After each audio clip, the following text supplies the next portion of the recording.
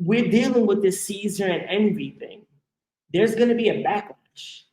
There's going to be the I told you so, I told you so, and Regis is funny, and Hussein is funny, and sooner or later, and yada yada. Um, that I was getting that 2-3 years ago because we were making so much money, and people didn't understand how the investments work and this, that, and the third. So, what's one way that you safeguard your clients from, you know, feeling worried or feeling like this, that, or do you have those experiences still? Because I know a lot of times people don't know, like you said, don't know what we know. So we're supposed to close on July 1st, and then closing is not July 1st, and then that's it. He stole my money. That's it. It's robbery. It's like, dude, like it's July 5th. Chill out. It's a holiday weekend. What do you do to combat that, or have you had that experience? Or oh yeah, I think I've been called a scammer a couple of times, in my career. So one thing that we do on our end is full transparency. We have brand ambassador tours. That's where we bring in all our members once a month, walk through the property, talk about updates, other things on monthly meetings. And then the realistic, just I've seen the video. Buddy was saying, give me 100,000, I give you money back in 5 months with interest. 5 months. If anyone's been in construction, in any permit process, especially Travis County, if you flip houses, and now here in Killeen, it took a couple of months, you're eating up your time. And the city, the paperwork, the process, surveys. So to say that would, for us, we have a minimum of 18-month to 3-year hold for all of our crowdfunding. We're full transparency up front. And the explanation for that is we are, at the time in 2018, was in a market that wasn't appreciating like some of the bigger markets. So explaining that to our families, like, I don't want your mortgage payment. I don't want nothing. Your Christmas. It's October now. Don't give me a Christmas gift money. That's not soon. 3 months is not enough. We want something that's sitting in a CD, making little to nothing. We want something sitting in your shoebox at home under the mattress that we can grow because it's not growing where it's currently parked. Now, if ROI is your top priority, like you said, you got plays. The way your crowdfunding work is more of an ROI, short term. If you're looking to own generational wealth, leaving a legacy for your family. See, on the back of our shirts, we have Proverbs 13:22. We leave a generational wealth, inheritance for our children's children. So the way we build wealth, we're thinking about, passing it down. If we're trying to get rich in this lane, we can do it. I flipped houses 10 years, we're still flipping now.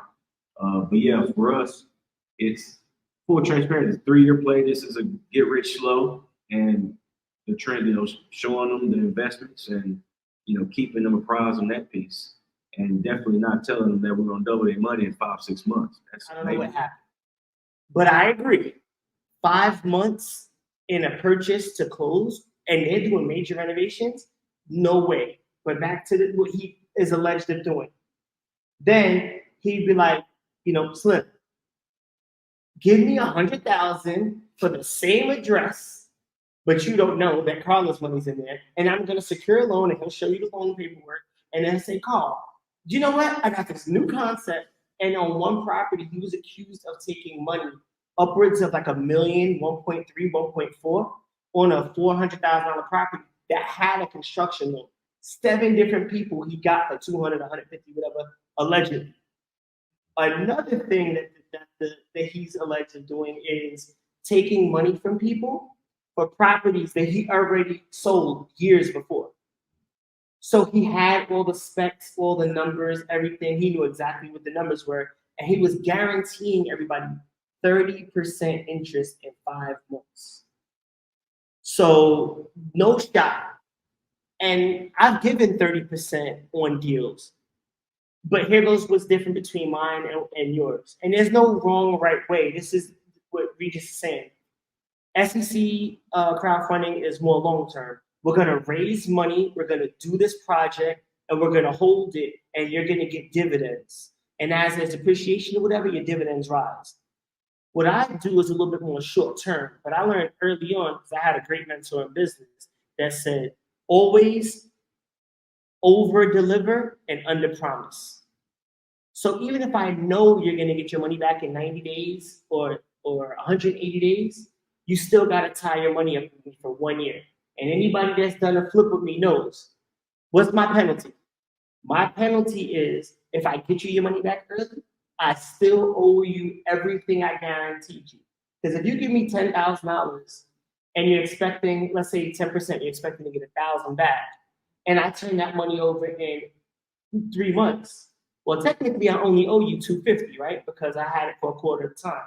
But you didn't give me 10 to get $250. You gave me 10 to get back 1,000. So my prepayment penalty is you get your 1,000 back. I was already expecting to pay that 11. There's no skin off my back. That's part of my budget. So that's a little different in me flipping houses in crowdfunding and you doing an SEC fashion.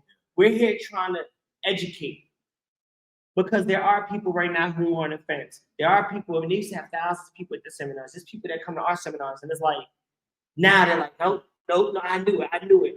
And some people are looking for an excuse to say no, as opposed to a reason to say yes. And that's unfortunate because, one bad apple spoils the bunch. So there was one thing, though, I will say this. And this before these allegations came out. There's landlords in the room, right? I've been a landlord almost 20 years.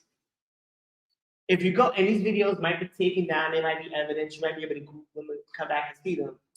But Envy and Caesar would be in a room, maybe like 8 or 10 rappers, people coming up, and they're giving them stacks of envelopes with nothing but hundreds. Look at your rent profit. Look at your rent profit. When in your life did you ever get stacks of like, one tenant here, they might pay you cash, whatever, but they invested in a property and he's giving everybody stacks of 100. Caesar's giving everybody stacks of 100. And then like, see, I told you rent profit pays off. There are some people who are not meant to invest. There's nothing wrong with that. It's just the truth. It's the reality. I woke up today, I got a $6,000 bill. Fine, 6 G's, whatever, let's move on. Yesterday, 16,000. I woke up to that 16,000 bill. Fine, let's cut the check, 16 grand. 3 days before that, 7,800. It's a regular date for me.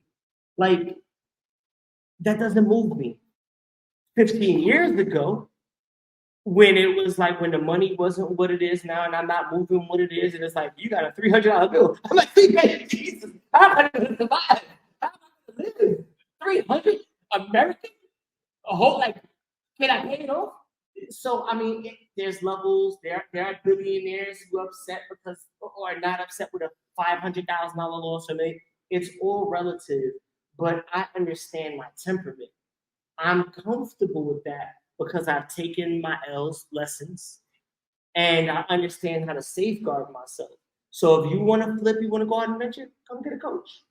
Let me show you. Hey, this is your budget. Keep this much in reserves. You want to crowdfund? Let me show you how to do it the right way, so you don't end up with 20 lawsuits and allegations. We go back to that because the conversations are hilarious. Sometimes they get a little crazy because it's 8 adults trying to agree on things. But we have fun, and we're going to talk about that later in the season as well. But yeah, you got it. I know it's hard to do, but look at people's backgrounds, vet them. Look at their clients. If they don't show receipts, if somebody's saying I flip 100 houses, and somebody's saying they have 100 houses, show me the 100 houses. If somebody's saying I got $10 million, show me the 10 million because you brought it up. Show me. If they can't show you, if the Instagram they have one car one day and in a year never, it's probably a rental. Like there's ways to bet that they got 100,000 followers, 3 views on their stories. They probably bought them. Like there's things you can do to find out who's faking it. But yeah, I just wanted to hash that out. I want people to understand that they should vet the people that they're investing in. It's a cold world out there, and it's a shame that people are being taken advantage of. It's unfortunate. Again, hopefully these allegations aren't true, but if they are, I hope they throw the book at them. I hope they make examples of anybody that's doing something wrong like that, because we don't need that in this community because we're trying to uplift people.